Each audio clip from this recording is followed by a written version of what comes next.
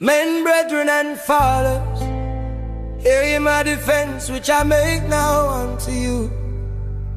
And when they heard that he spake in the Hebrew tongue to them, they kept the more silence. And he said, I am verily a man which am a Jew, born in Tarsus, a city in Cilicia, yet brought up in the city at the feet of Gamaliel, and taught according to the perfect manner of the law of the fathers, and was zealous toward God, as ye all are this day. And I persecuted this way unto the day, binding and delivering into prisons both men and women, as also the high priest that bear me witness, and all the estate of the elders, from whom also I received letters unto the brethren, and went to Damascus to bring them which were there bound unto Jerusalem, for to be punished. And it came to pass, as I made my journey and was come nigh unto Damascus about noon, suddenly there shone from heaven a great light round about me. And I fell unto the ground, and heard a voice saying unto me, Saul, Saul, why persecutest thou me? And I answered, Who art thou, Lord? And he said unto me, I am Jesus of Nazareth, whom thou persecutest. And they that were with me saw indeed the light, and were afraid, but they heard not the voice of him that spake to me. And I said, What shall I do, Lord? And the Lord said unto me, Arise and go into Damascus, and there it shall be told thee of all things which are appointed for thee to do. And when I could not see for the glory of that light, being led by the hand of them that were with me, I came into Damascus.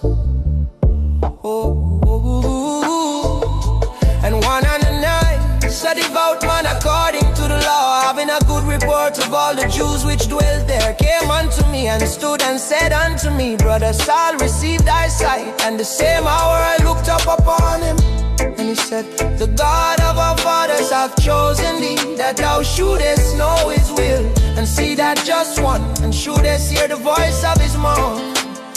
For thou shalt be his witness unto all men of what thou hast seen and heard. And now why tarriest thou, arise and be baptized, and wash away thy sins, calling on the name of the Lord. And it came to pass that when I was come again to Jerusalem, even while I prayed in the temple, I was in a trance, and saw him saying unto me, Make haste and get thee quickly out of Jerusalem, for they will not receive thy testimony concerning me.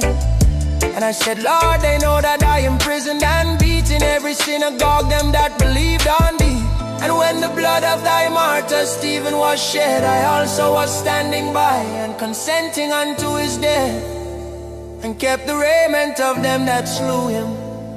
And he said unto me, Depart, for I will send thee far hence unto the Gentiles. And they gave him audience unto this word, and then lifted up their voices and said, Away with such a fellow from the earth, for it is not fit that he should live. And as they cried out and cast off their clothes, and threw dust into the air, the chief captain commanded him to be brought into the castle, and bade that he should be examined by scourging, that he might know wherefore they cried so against him.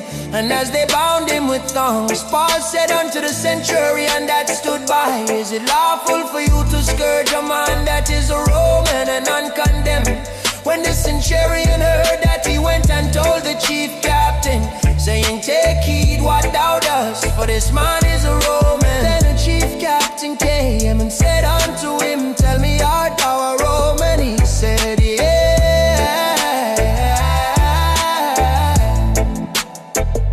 And the chief captain answered, With a great sum obtained I this freedom.